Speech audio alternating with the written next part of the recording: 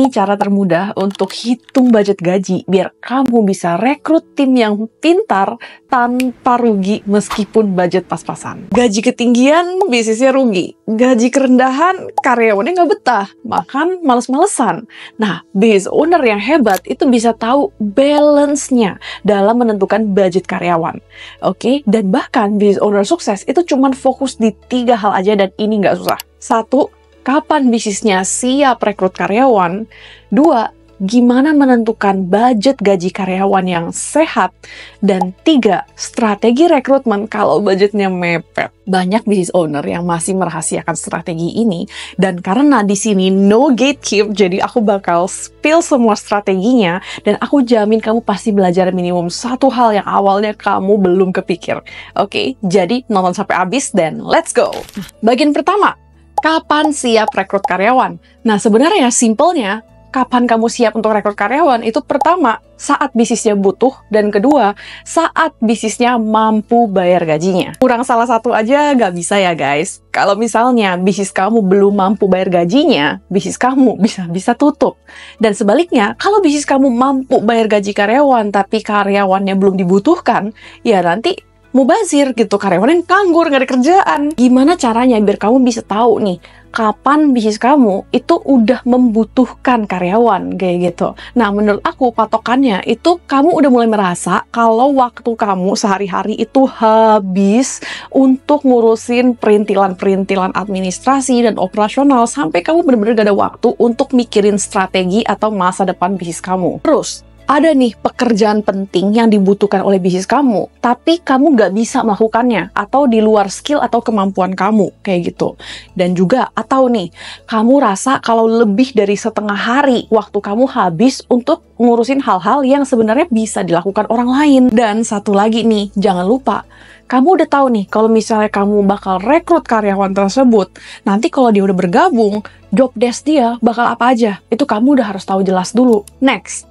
Kalau gitu, cara cek kemampuan financial bisnis kamu itu kayak gimana? Nah, sebenarnya ini tuh pertama, kamu harus cek dulu nih, budget gaji bulanan untuk bisnis kamu berapa, habis itu kamu lihat, apakah masih ada jatah budget yang cukup untuk nambah karyawan baru.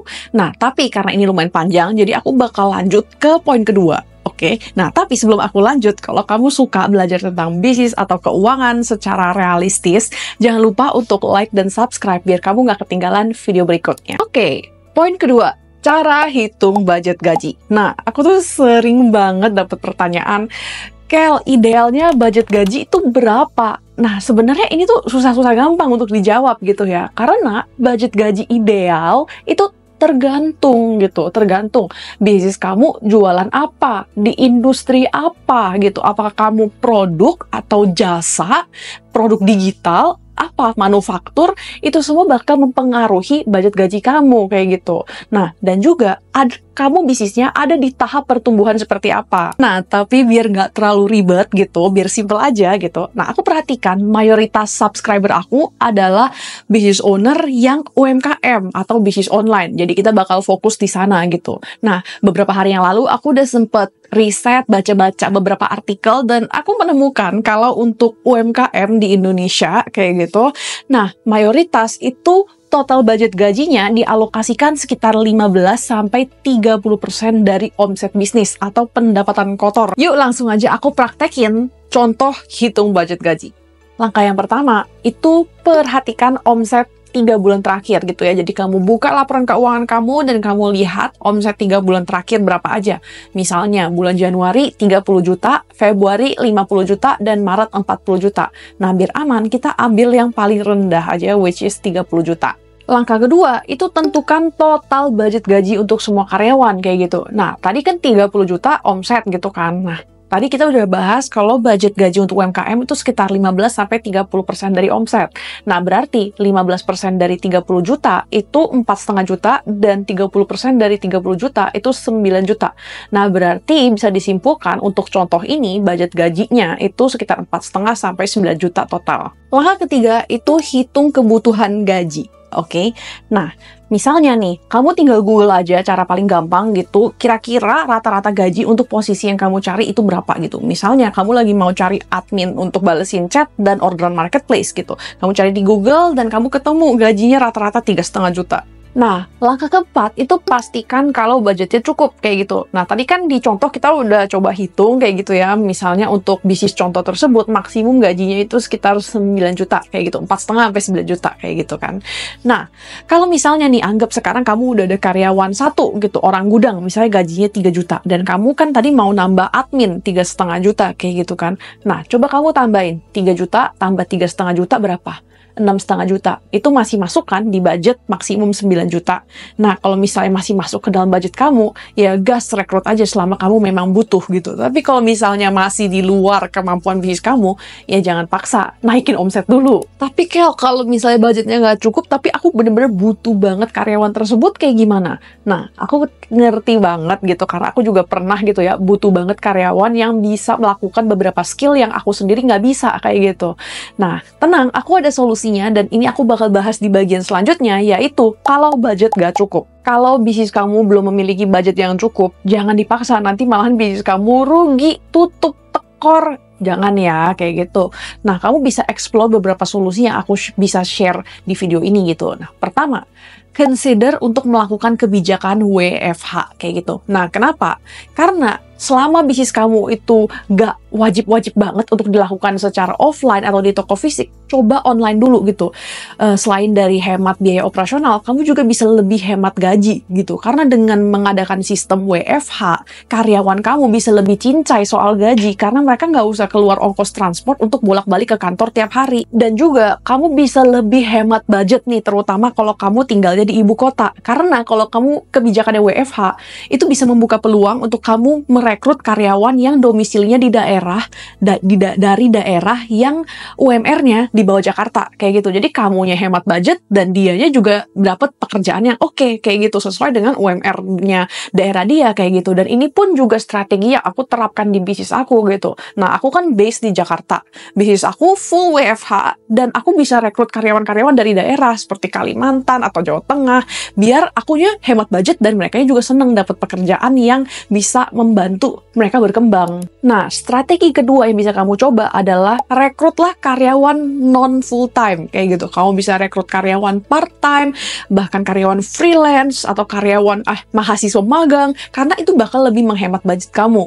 Dan ini juga strategi yang aku lakukan di bisnis aku, di mana aku juga ada rekrut beberapa freelance untuk bantu project-project dekor. Nah, tiap kali aku sharing tips, hire freelance, pasti selalu ada aja yang bilang, tapi Ci, freelance itu ribet, mereka tuh nggak bisa komit, susah diatur, susah diprediksi, susah nyari yang cocok kayak gitu. Nah, ini mitos ya, itu artinya kamu belum tahu aja gimana caranya untuk rekrut freelance yang bagus. Dan sini aku spill. Oke, kita masuk ke bagian 4. Tips rekrut freelance yang bagus. Dan strategi pertama adalah bikin grup freelance. Dan by the way, ini adalah strategi yang aku lakukan sendiri di bisnis aku dan aku bakal spill dan aku contohin pakai bisnis aku ya. Jadi, pas aku tahu nih aku butuh karyawan freelance, aku bikin iklan loker freelance dan aku post di Instagram aku dan Instagram bisnis aku kayak gitu. Aku udah bikin nih kriterianya apa saja, job desk-nya apa aja, lalu aku post dan aku bikin link Google Form. Jadi semua yang mendaftar harus isi dulu di Google Form tersebut, lalu aku seleksi beberapa yang aku rasa cocok, aku panggil interview, dan yang lolos aku masukin ke satu grup WhatsApp yang isinya itu orang-orang freelance yang udah aku seleksi kayak gitu. Dan tiap kali ada project dekor, aku tinggal post aja jobnya ke grup WhatsApp tersebut, dan nanti freelance-freelance yang udah biasa kerjasama dengan aku, mereka bisa mendaftarkan diri kayak gitu sesuai dengan schedule availability-nya mereka sendiri kayak gitu. Cuman ya realistis aja, yang namanya freelance mereka nggak selalu available karena mereka semua masing-masing punya kesibukan sendiri. That's why aku juga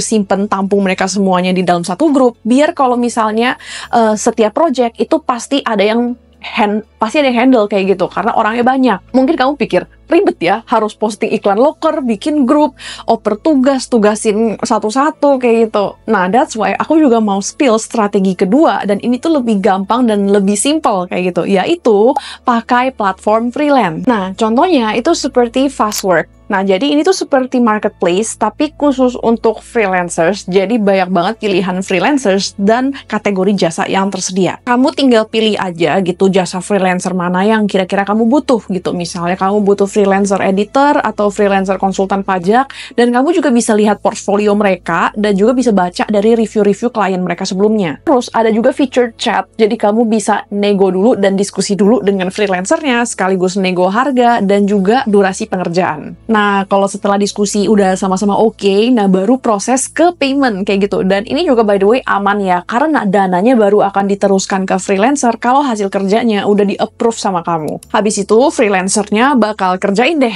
orderan kamu kayak gitu. Dan kalau udah selesai, nanti bakal ada notifikasi ke pihak kamu kayak gitu. Dan kamu sebagai klien berhak meminta revisi maksimum 2 kali. Kalau udah selesai, nah nanti kerjaannya akan dikirim ke kamu. Dan kalau misalnya kamu udah approve, baru orderannya diselesaikan dan dana diteruskan ke freelancer. Simpel banget kan? Jadi siapa bilang rekrut freelancer itu susah dan ribet? Justru lebih hemat dan gampang. Jadi yuk cobain sekarang mumpun Fastwork lagi ada cashback 5%. Jadi jangan sampai ketinggalan. Jadi rangkumannya, kalau kamu mau rekrut karyawan meskipun budgetnya pas-pasan, kamu harus tahu rekrut karyawan saat bisnis kamu butuh dan mampu bayar gajinya. 2, hitung budget gaji dan pastikan kalau uangnya cukup.